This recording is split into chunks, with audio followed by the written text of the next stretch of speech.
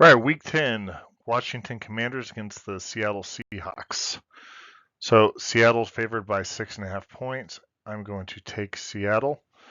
So when you look at the raw numbers, Seattle has a 58% chance of winning, which correlates to about a 2 point spread.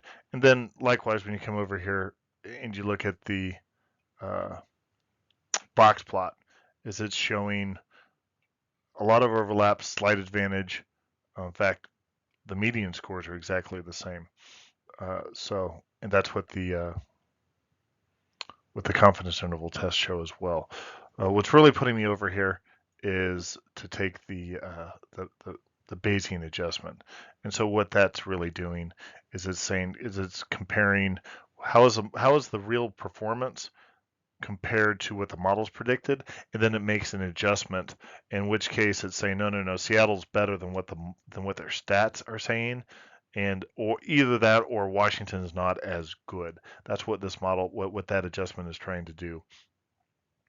And then when you come down here and you look at this at their ratings, so overall Seattle's consistent.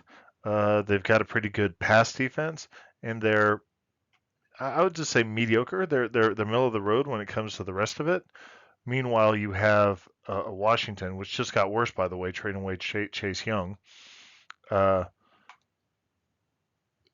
with a poor defense that's just got poorer, and a good to mediocre offense, but that offense is going against a pretty good defense. So the way that it's kind of showing this is going to point out, and it's saying that the model is also indicating that Seattle is actually performing better. They're getting more points than what the model would suggest that they would otherwise be getting. And then that's important to take into consideration.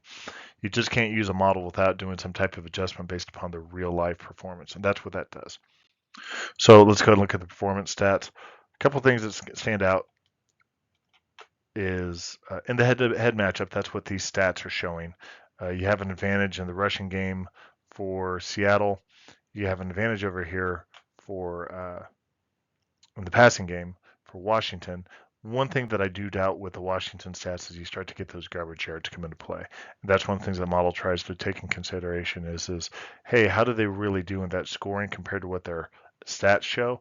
And if it sees that padding, is it's going to make a correction to that, is what we're seeing. And then if we come over here to the right, a couple things I would really kind of point out is definitely see some more explosiveness over here out of Seattle, which is going to show up. And then come down here. I feel sorry for that Washington quarterback because he's getting sacked a lot. And it's actually very dangerous, as we saw with Daniel Jones. And then they also have no explosiveness over here. And that's the reason why the adjusted model and Vegas is both showing that Seattle should be winning by a lot. So anyhow, hope you found this helpful. And if you like what you listen to, click like and subscribe. And if you got any questions or comments, drop me a note. Thank you.